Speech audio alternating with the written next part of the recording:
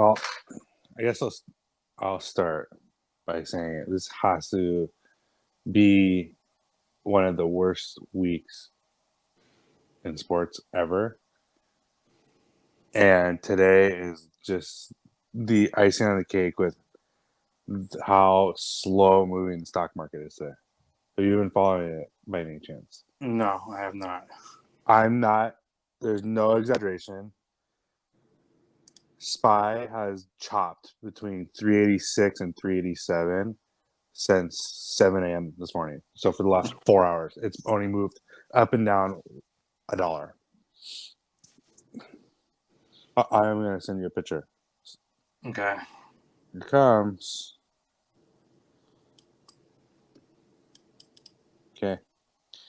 Check that. Have you ever seen like anything like that in your entire life? Or like since we've been like trading on a daily basis? Oh shit! This is a 3-minute chart. Yeah. No movement at all. That's where you just. No, I can't.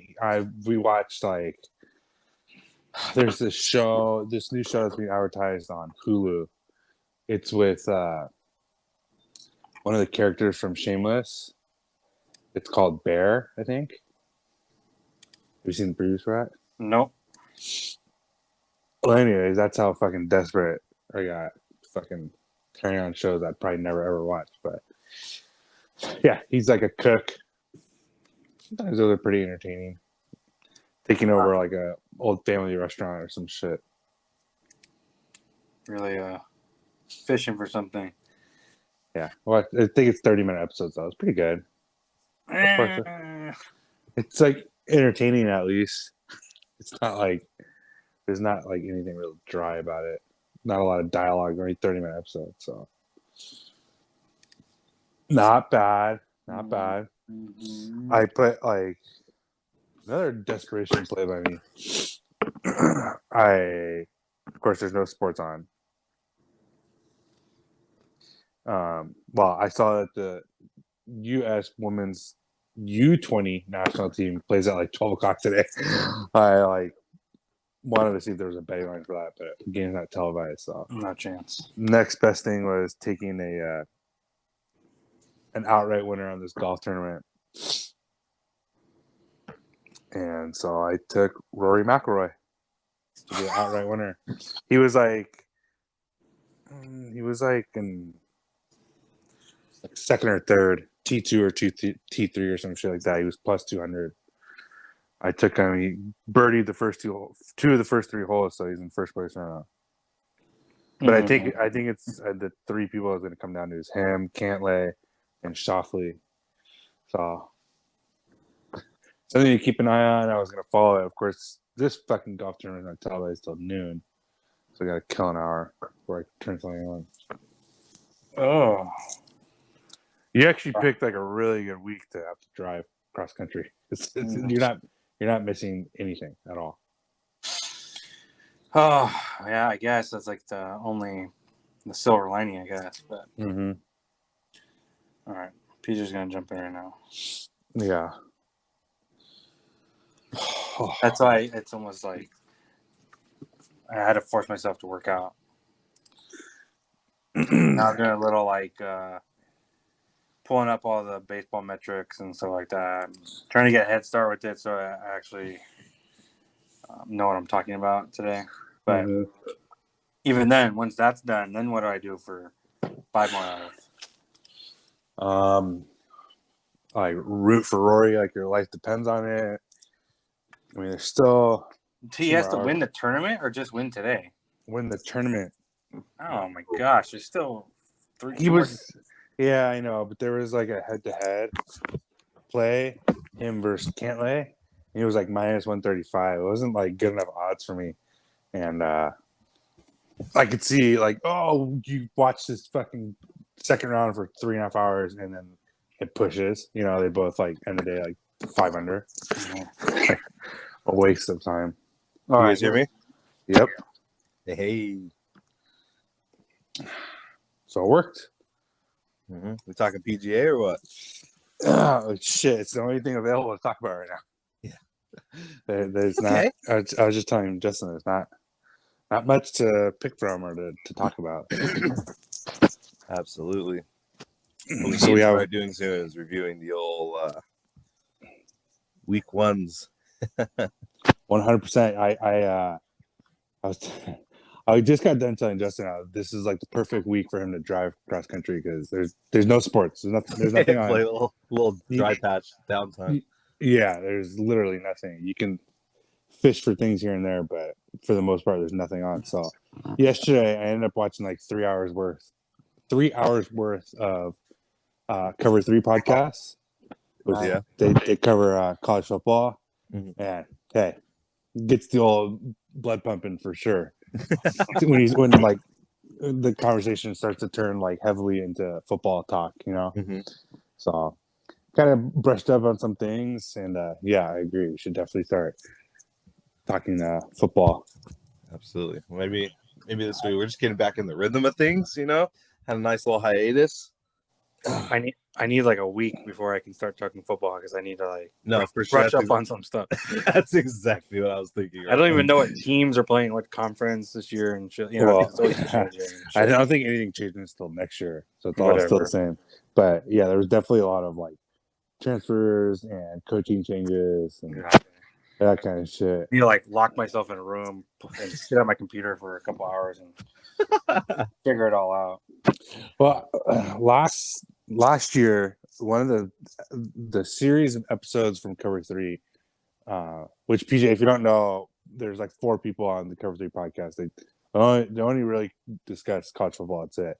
And one of the guys on there is Danny Cannell. He's probably the most recognizable. But anyways, they last year, the series they talked about the most that I spent a lot of time listening to was when they broke down their betting team totals over under. Mm-hmm. And that's kind of how I like the first step of like which way I'm going to lean on 50-50 games. Mm-hmm. And last year, my big team, the team that I was on the most based on their information was Michigan State. And Michigan State was like a fucking top 10 team all year until they kind of fell off at the end. Right. But it really helps when you hear that kind of stuff. And like I said, I was on Michigan State, and if they're like underdogs in any game in the first couple weeks, you just automatically take them plus points. And so, anyways, did they do those episodes already or no? They're going to start. Okay, so don't even listen to it. We should spend the next couple of days, like jotting down our own, like whatever catches our eye, and then we'll compare it. The episode one of the episodes I listened to yesterday was like their dark horses to win either like a playoff spot, championship, or like conference title. So I'm sure some of like the people some of the teams that they included are going to be correlate. Yeah, it's going to correlate for sure. That's all right. But yeah. Well, right now, let's see. I just looked at the dark horse candidates. I see Louisville, I see Buckeyes, and Texas with Arch Manning. No. Next year, though, right? Yeah, I think that's next year. Arch Manning won't be there till next year, but yeah, I mean, Ohio State's never a dark horse. It's the fucking like a top 5 team every year. Yeah. I don't know about Texas. I mean, maybe Texas has been like quiet for the last couple of years because they suck. Yeah, they're not very good. There's a nice way of saying that. But this is the last season before they move to the SEC. So, Texas? Yeah. Oh no! Oh no! Yeah. Texas, Oklahoma next season moves to the SEC. Dude, I'm kind of fucking bullish on Oklahoma. Mm-hmm. Like they lost Caleb Williams, fucking clown, moved to or transferred to USC with Lincoln Riley. Mm-hmm. But I'm pretty sure they kept the same offensive coordinator, Lebby. He's pretty good, and their quarterback is the quarterback from UCF, Gabriel's or whatever, Dylan Gabriel. Mm-hmm. So he's like serviceable for sure in that system, and their head coach is Venable. So their defense is gonna upgrade like times 10. Yeah. The one thing when I think of Oklahoma though and it's not really gonna matter this year. It'll matter more next year when they're playing the SEC. But like the last couple years, to me, Oklahoma doesn't strike me as a team that's like big and powerful. They just strike me as a team that's like fast, want to spread you out, and I don't know how well it's gonna mesh in the SEC. So they're gonna have to spend a couple years recruiting players that like fit well in the style of play in the SEC. For sure. Well, that my like lean take, man. My lean for Oklahoma was specifically for this year because it's still a Big 12, and like you can get away with it. And like if you're bearish on Texas, then you should probably just take Oklahoma to win the Big 12. Oklahoma this year is going to say, all right, we need to win our conference. Yeah. Steal any recruits because we're going to be in the SEC. So anyone who's on the fence, we need to win to, steal, move the needle. For Definitely. Recruits that are 50-50. Yeah, because it also took Texas A&M a couple years to do the same thing, but now they're like a top tier team. But when they moved from the Big 12 to the SEC, they at were least like defensively they are. Yeah, defensively. I mean, we'll see what their quarterback play looks like. But I never thought like Mon was the team that was going to take him to the top. But who knows? Mon. He wasn't even their starter last year. It was some other guy. Did he get hurt though? Did Mon get hurt? I don't know. I don't remember. Probably. I forget. But anyways, but the whole freaking rift between what's his name? Fucking coach Jimbo and Saban. And Saban. I was looking at the lines the other day for conference winners. It's worth taking Texas A&M to win. I think they're in the West, SEC West. Okay. Plus 300 or some shit like that. But they sure. Well, let me segue this into something that's more relevant. But the reason I was looking at that was because I was going to put a long shot parlay and including like winners of tournaments of different sports or whatever. But because Wimbledon starts this weekend, I think. So we're going to get some tennis. You have to put it in soon because I've done it last year, and the future like conference winner and stuff like that, Bovada will switch it so you can't parlay it. There's times where you can, and then as like it gets closer to the season, it'll just be like a straight bet only prop. Well, so if you can get it in now, you got to get it in now. I had like, because I put a price pick. Well, PJ, I don't know. I've been texting Justin about it, but kind of was like on fire with price picks on vacation. But I was present, Yeah, ever since I got back, I can only hit 1 out of 2. Which has been like getting blinded out by 1 out of 2. You get $0 return. So one of the ones I hit was a tennis one. I took Halep, whatever her first name is, Simone Halep or Simona or whatever. Mm-hmm. And she dominated the person she's playing. And this is all Wimbledon prep. So she was on like grass court, fucking dominated and like straight sets, like 6-0, 6-3 type thing. So anyways, I looked up what her line was for her to win to win Wimbledon. And that's where this all started. She was like plus 1,000. Wow. Yeah. But I'm like, dude, that's the way how good she looked, like dominant. Yeah. My question to you would be, does she have any head-to-head matches against Swiatek? Okay, I don't know yet, but Swiatek was number 1. She was still plus money. So she was like plus whatever, but she just took some time off after Roland Garros to like rest her shoulder or some shit. Yeah. So even if like she's the favorite, I would never put money on her. Like, first of all, you're not getting a lot of bang for your buck, and potentially like coming off some fatigue, Mm-hmm. Number 2 was Coco Gauff. Number 3 was Halep. And then number 4 was Serena Williams, which I didn't even know she still like competed. But yeah, so it's still. I mean, Halep has like real good line for her to somehow put in a parlay. But anyways, it wouldn't let me parlay with the football stuff. So I tried to put her to win Wimbledon, Avalanche to win NHL, Stanley Cup. It was like, I think it was still plus money. It was like plus 200 or some shit, which is bizarre. And then I put like a couple football ones in there, but couldn't do it. So Just You know, what it sounds like you need to be doing 3 Lakers now. for price picks, Yeah. no kidding. hey, Wimbledon starts on Monday, by the way. Okay, on Monday. All right, so I'm more like just fucking staring at walls. I need to interject and say this real quick. I don't think I've announced it. For those that don't know, I lost my wallet, my debit, all this shit on a flight home. And I've just been like withdrawing. I can't like deposit anything in my account. So this last like 2 weeks has just been like so slow and dead for me right now.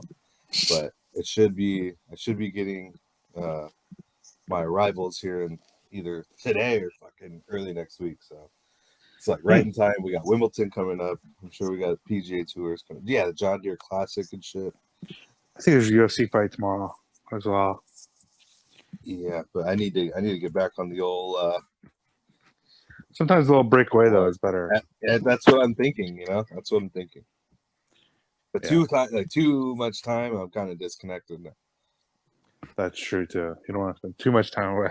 Yeah. But we were talking yesterday, and sometimes it's good to kind of put your focus into different platforms. So Justin's been like kind of hot on DraftKings, and at the same time, I can't hit a price picks to save my life, and it's like should have just stopped for price picks for a little bit, went to DFS, put all our attention to DFS, and then keep doing that instead of blowing through all the money in price picks.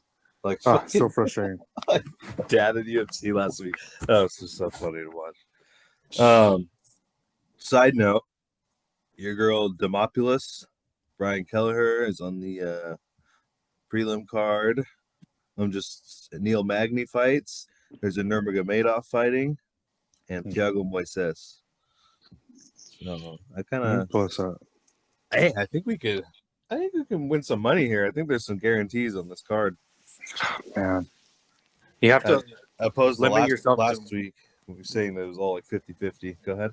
You basically can only, at this point, betting UFC, you can only limit yourself to one bet. Yeah, pretty much. That's it. And if that bet hit, you can, just roll it to the next one bet. It's like we talked about over the weekend. It's becoming almost impossible to bet UFC. Yeah, it's becoming the worst. And win like consistently. Yeah. But like, this has to be ranked as one of the worst main events. Absolutely. Ever. I don't recognize history of UFC. Sarukin versus Gamrot. Like who? Number 11 versus number 12. That just shows you how this card's gonna go. Yeah. They're just like trying to like plug people in, and it's probably building the shit last minute. The only saving grace to this fight would be if it's like starts at 10 a.m. or some shit. Nope. 1 o'clock our time. Yeah. Wow. Oh no, 4 p.m. Wow. Yeah. It's a night card. Nah, I probably won't watch it. I just pulled out the fight card. Yeah, it's nothing special. Olberg. Yeah, Olberg. I was gonna say that too. Excuse me. What the hell? Sure. I tried to hold it in. I couldn't. What's cool after that is on July 2nd is the Adesanya Cannonier and Volkanovski Holloway fight. Yeah. And then it's Donald Cerrone versus Jim Miller. I saw that. Not Joe Luizon. So God. that fight will never happen, and this is probably his retirement fight. So I would take Cerrone over Miller. Anyways, we'll cross that bridge when we come back. Yeah, there's not much on that fight card. Yeah. Oh well, we could just start. They're probably gonna make it all about Cerrone retiring and shit. Thank you, Donald. Thank you, Cowboy. I'm talking about it's probably going to be an over bet too. Yeah, they're not going to try to knock each other out. They're going to just go the distance. Too much respect, all that kind of stuff. Yeah, maybe. I can see Cerrone going for a knockout and like riding off in the sunset and shit. The fool is still even know how to do that. Yes, I think he does. Okay. All right, let's Time to start talking baseball. yeah. Let me just so I had a 3-day road trip from California to Tennessee, and those 3 days, the only thing that kept me entertained was putting in baseball DraftKings. It's been some time since I've done it consistently, but I've been trying to stay disciplined with single entries and not chasing those like 50K entries where it's like 150 MME and stuff like that. Mm. So I started with $12 on a single entry, turned that into 30, and then I put $15 in and turned that into 35. Wow. Yeah. I had a couple other losses, and then last night, with the night slate, it was only 3 games. I had a $12 single entry. There was like 300 entries, and I got 4th. So I 10x my $12 entry. Nice. I could have won the whole thing if Musgrove did anything other than what he did yesterday. Yep. He was 84% owned, and I was in second, and the guy in first didn't have him. And all I needed was him to do something, and he got absolutely destroyed. How many points did he end with? Negative 1.3. Oh my god. So I went down. I could have ended in second. Could have got first. Like I'm lucky that I ended in 4th. Yeah. So the strategy here is to keep this rolling. Continue with the single entries. I kind of already have my pitcher I like, and he's like not as highly on as I thought he was going to be. So I'm liking where this is gonna shake up. Now, do I stick with the $12 entries, or do I try to do a bigger single entry?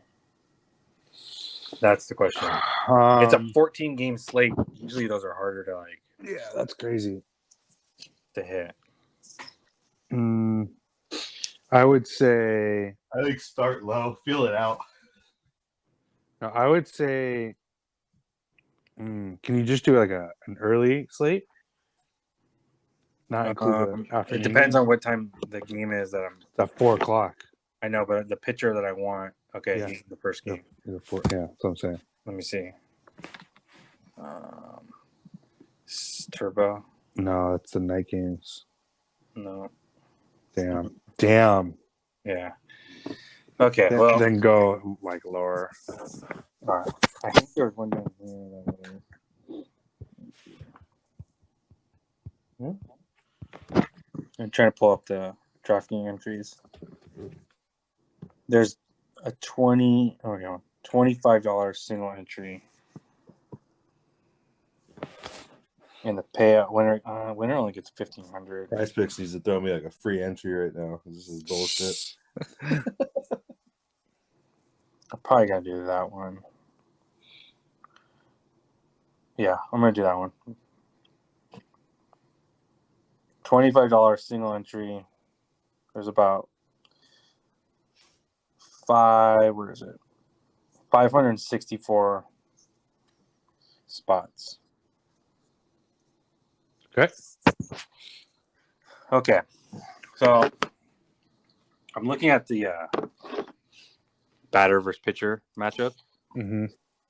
And I usually always kind of like, I'll start by sorting it by strikeouts just to see like what pitcher has the most strikeout success against their opponent, right?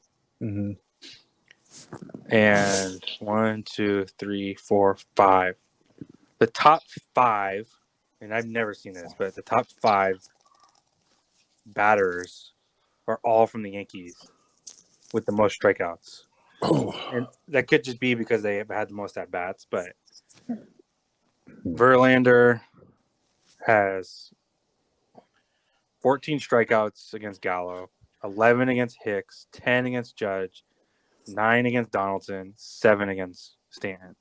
He can give up like 2 home runs. I can care less. If he goes out there and pitches like 10 strikeouts, he's gonna like. He's the most expensive pitcher, but he's only projected like 9% ownership. which is more than 20% less than Aaron Nola. What the hell is that? Sorry, you hear that? I thought I muted myself. I just No. just gagged actually on accident. Jesus. Fuck. So Aaron Nola is he's projected as the top pitcher at 34%, and he's $400 cheaper than Verlander. So the pivot is Verlander Yeah. at a fraction of the ownership, and you get some positive leverage. Okay. So he's my first plug-in. Okay. And then if you look up the top stacks, the top stack is the Dodgers. Of course. So if you're going to do the Dodgers, I'm sure their bats are very expensive. With Verlander, you're going to have to get really tricky here with the second pitcher. But what I've been like forcing myself to do is to not, you can't obviously get the top pitcher and the top stack. So you got to create some leverage other places. Right. Well, I'm running a crunch right now, and Dodgers stack is nowhere to be found. So well, the two highest game totals are from the four teams I probably would never think to. Let me ask you a question Answer? first. Is there a Coors game? Nope. Okay, good. So there's two games out of a 9.5 total: Angels Mariners Okay. and Royals Athletics. So I don't know how often people like in a optimal lineup have anybody from any of those teams other than like Trout or Ohtani, but Okay. Well, Angels are third for top stack. Royals are ninth. Seattle's 11th. Royals we're about Athletics down. They're Sheldon Noisy 12th. So they're all kind of like middle of the pack minus the Angels. You could potentially like game stack the fucking Royal Athletics game. They're both like scrap. I mean, I don't know. You're not going to get like a ton of home runs or anything, I don't think. But let me run this quickly. Because I like to do a 5-man stack from a team. Not like married to it, but usually that's how I'll play. Ryan, what did you say about the Angels? Just now? Yeah, like when they were brought up. They have there's two games today that have a 9.5 total, which is the highest total in today's slate, and one of them is the Angels Mariners game. So, did you say anything? What did you like? Did you say anything else? I just was saying that because Dodgers are the top stack for DFS purposes, but they're probably going to be the most expensive. That you can potentially find good like leverage on one of these teams from like that have like the highest total on the slate. So Angels, Mariners, or Royals Athletics. Because 9.5, you're going to get some runs somewhere, which is fantasy points. Yeah. So. All right. For some reason, I guess it's not like too out of the optimizer likes the Rangers. Wow. Because they're still low price, though. I think that's why. Yeah. I mean, they're going against Paulo Espino. Yeah, I've never even heard of this guy. He's like a reliever type. He got stretched to 5 innings last outing. How many hits did he give up? 3. But Nationals are bad. They are bad. I don't hate it. I just, for me, I mean, I don't want to sway one way or another, but they kind of have Texas kind of has an Angels vibe to me, where it's like, you know, okay, I'm gonna pay it, like, you know, I guarantee like Simeon's like, well, there's times where he's like $5,000 and shit. Okay, I'm inserting Simeon, fucking over does nothing. He's actually $5,000 today too. So obvious. So I don't know. I mean, you burn a lot of salary by going like Simeon, Seager, and Aldonis, whatever his last name is. and I think that's 1, 2, 3 or 2, 3, 4. Adolis Garcia. Yeah, Well, and I don't know. I mean, they have a 9 total. I'm sure they're gonna get after it, but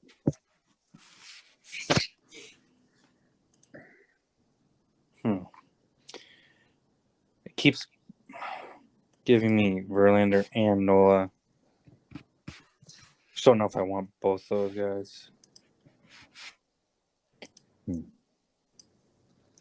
And this guy, Jeffrey Spriggs from Tampa Bay. Coming up a lot. You said Nola and Verlander. yeah, I like those. I like Nola at least. Against the Padres? Yeah. I mean, I watched the game yesterday, and I think I watched the game before. The Padres are getting like good hits. Yeah. No, they have They good just weren't able to bats, produce any runs, so that's what kind of scares me because you kind of like just like the flow of the series. You're just going to be like a lot of hits, you know? yeah. But the middle of their lineup is, I would say, the middle bottom of their lineup is not very good. For sure. Padres. That's why they're not getting any runs across. Good point. It's like Kim. Let me pull it up right now. Yeah, no, you're right. Yeah, Hosmer bats 5th, and then it goes Kim, Asukar, Abrams, and Alcantara. Like, okay, you guys, they're not very good. And True. Trent Grisham was leading off yesterday, fucking batting 191 on the year. That's not gonna get it done. Okay, so what I need to do is hunt out a pitcher that's like low price that can. Yesterday on my nightcap, I had the lowest price pitcher from the Orioles, and I think he ended up being the highest scoring pitcher. Yeah. Okay. You use that again? No, it doesn't always work out that way, especially on a 14-game slate. But I want to be able to squeeze Dodgers in with Verlander, so I'm gonna have to get someone. Where does Manoa rank? 4th. He's 9,500. Ouch. What about Cobb?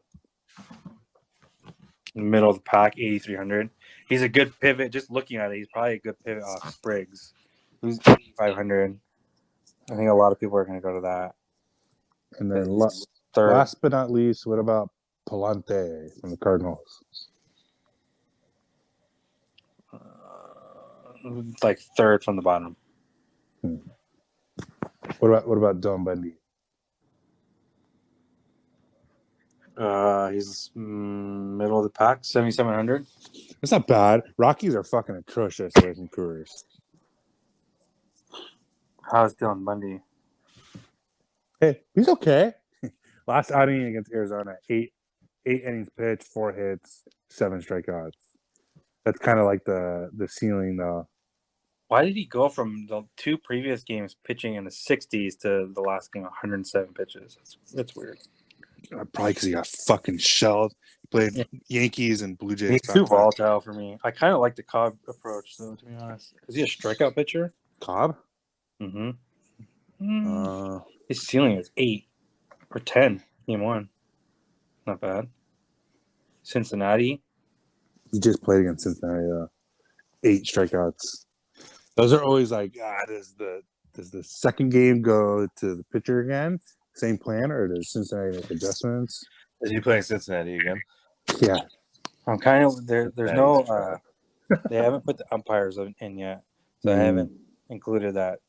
So if there's anyone towards the top, I'm gonna plug that in. But I kind of like pivoting off Nola and Spriggs and going Verlander Cobb. That's kind of where I'm at. I don't hate it. I don't hate that. All right. A little different. Then I could just stack in Dodgers if I can. Just so earlier now, you can't see fucking lineups for any game. Let's see if what Dodger bats are like the. Freddie Freeman's the hottest batter on Dodgers right now. He's Atlanta. at Atlanta. But I don't know if they've ever played it against. Yeah, I think they already played Atlanta. No, I'm saying the pitcher. Oh, Let me see here. Where are you guys? Why can't I find the Dodgers? Oh, here it is. Ian Anderson. Okay. Let's see. Not great. Will Smith is 3 for 9, a strikeout and a walk. Lux is 1 for 4 with a strikeout. Turner is 1 for 4. Muncie's 1 for 4. Bellinger is 1 for 8. Taylor 0 for 7. Trey Turner 0 for 8. Sorry, Jesus. 0 for 6. who was that last person that was off for this? Trey Turner. Ah.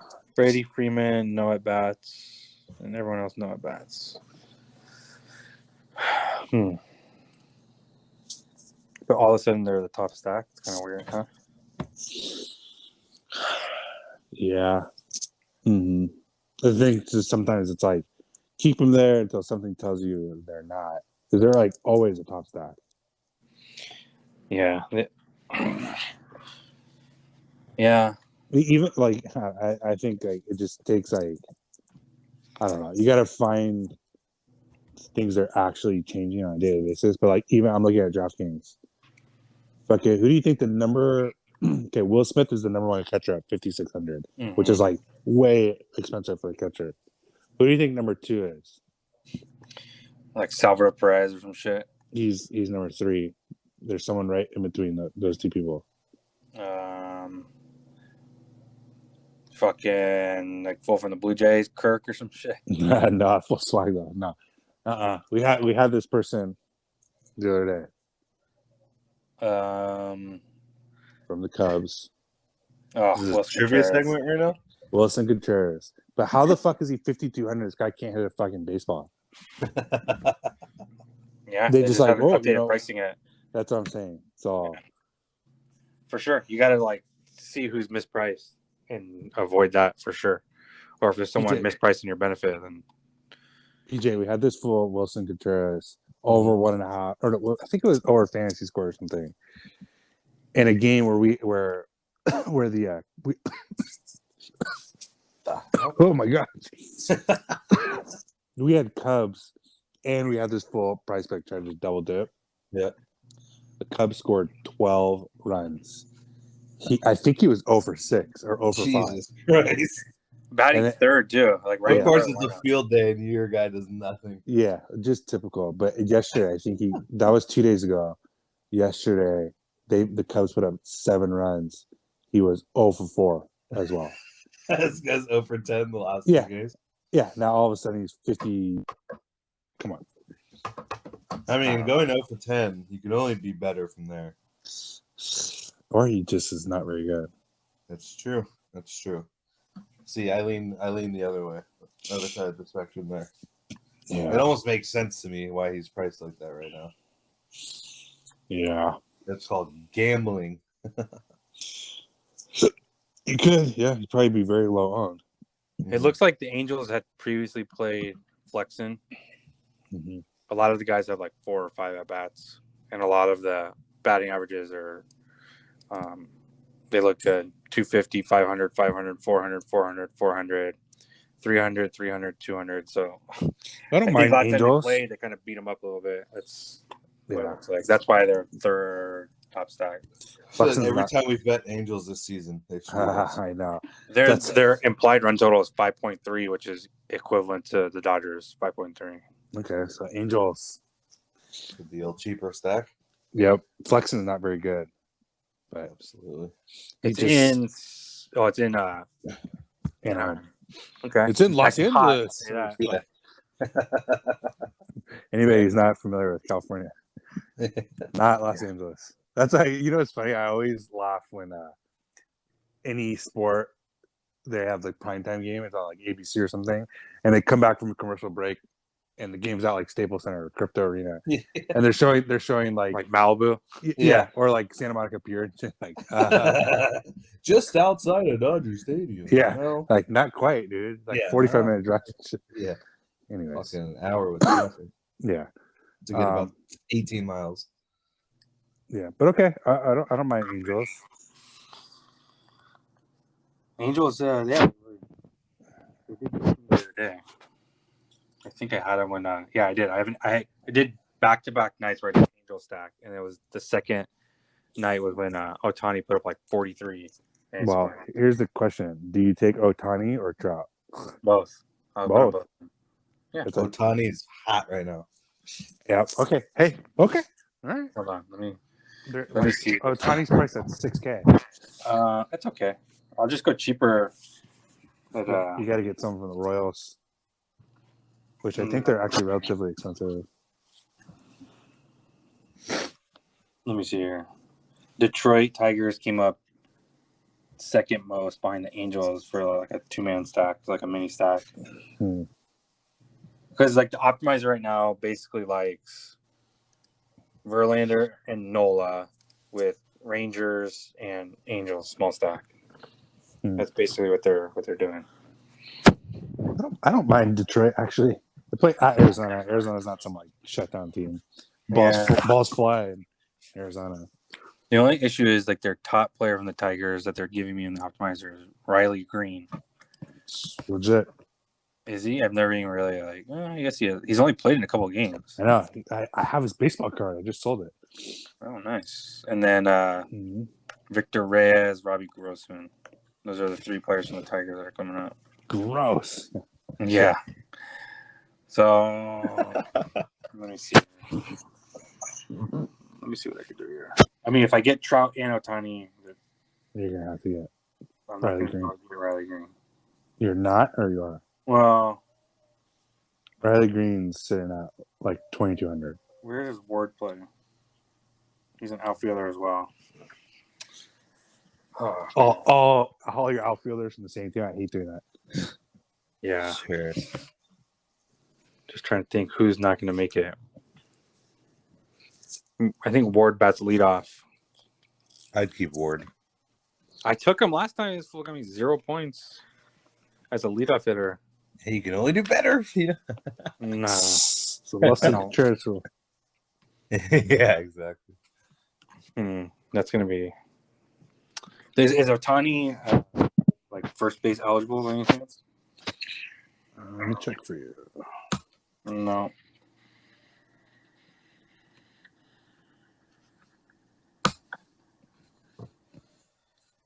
Yeah, no. Walsh is though. No, I'm talking about Ward. Oh, Ward. Oh, geez, these guys have a Ward, a Walsh, and a Wade. Oh my gosh. All right, let's. Oh yeah, he is. Otani's first base eligible.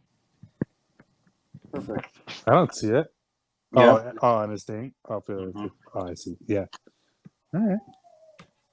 Okay, let me just see how much. Nice. Mm-hmm. What's the guy from? Oh, Green.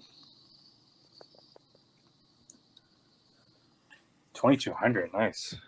Mm-hmm. Saves me some money. Where's Tiger stack up in this? They're like towards the bottom. They got one of the higher positive leverage though. I like that. Okay, let's do that. Good. Done. Yeah, I like it. Let me see here. Umpires still aren't plugged in. Okay. 1, 2, 3. Who bats fourth for the Angels? Otani, probably. Just looking at this. No, Otani bats third. I was just looking at this. Jared Walsh Okay, can't get him. or Matt Duffy against a lefty. Oh, Duffy.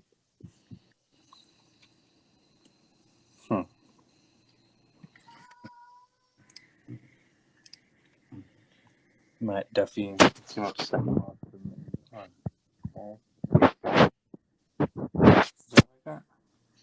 What? So it's like wrestling his earphones. I know. Me? Yeah. I don't have headphones in. I keep hearing like a fucking Oh, it's like I had my finger over the microphone. Yeah, That that's could what be it it. was. Case closed. yeah, exactly. All right, let me just do this really quick. One last thing. So just like tentative, I don't know for sure what I'm going to do, but it's most likely going to be Verlander as my SP1 with an Angel stack, most likely, and either one-off Riley Green or small stack Tigers with the Angels. That's the play, and then depending on how much money I have left over, will determine my second Last man in from like a. Oh, I see. Yeah, so I don't want to spend too much time on this, but that's where. Okay, done. Not Or a I might have problem. to go Angels, small stack, Rangers, one-off Riley Green, Rangers. Verlander. Oh, still on the Rangers, huh? The optimizer keeps pulling them up. Like I can't get away from them. Hey, all right. I I don't have to do that, but think it's a good play. the Rangers are number 1, 2, 3, 4, number 5 top stack. They have a 5.2 implied total. Okay. Well, then, so that's what we do: Rangers, Angels, Tigers. Something like that. But you're like also not getting any Red Sox. Red Sox. They're Don't the need second, or Dodgers. They're 1 and 2. I know. Well, that's what you have to sacrifice.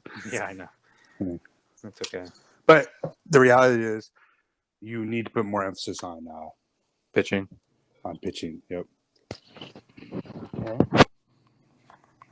Right. Yeah. You try to just get all these home run boppers and shit, and then you get 2 people with 0. You're fucked. Who's Joss? Yeah. Mitch Garver? Wow. 3K. Garvey Does he not get any hits or what? from Batting Texas. 200. DH. I don't think he's very good, but who knows? I think he's on the decline. Yeah, he's batting like 207. Okay. I gotta check. I gotta wait for lineups anyways, but that's kind of. All right. Sounds good. Okay, so second leg of the price picks. Then you want me to take a batter from Angels? Yeah, This is like every but fucking. this is like where we got stuck last time because I think it's better rather than like trying to. Because last 2 times we did it, the batter, or last 3 times, the batter we took didn't come close, or they came within half a point. How about this? So I would say flip it, and attack total hits. Total hits. I see what you're saying. Okay, well, there's also the Ohtani Trout Marsh over a half home run. But let me see who they're going as flexing. So hits allowed. I think that's a good one. Like I said, Otani's 5.5. Okay, yeah, I'm sold. Okay, so this is PJ for the. I don't know if you're tailing or not, but I am. But like I said, I can't fucking enter anything yet. So price picks 2 teamers over 6 strikeouts. Verlander over 5.5 hits allowed. Flexing from the Mariners. Yeah, that's gonna be my new favorite prop. Yeah, it's allowed. I see more and more the chatter more and more about 1.5 total bases is like the worst play to do, and that's what we've been doing. You're expecting your batter to bat 500 every time you bet it. You know? Yeah. It's just hard. For sure. Okay, so we got our DraftKings, we got our price picks. Bets, I think I'll just keep it kind of the same. I'm going to look to straight bet Verlander's strikeouts, but sometimes Bovada has an inflated strikeout total. But if not, then I'm going to look to bet Rangers and Angels. And maybe Tigers, like team total or something. I like it. So yeah, that's that. Any last words for sports? Nope, not for me. BJ,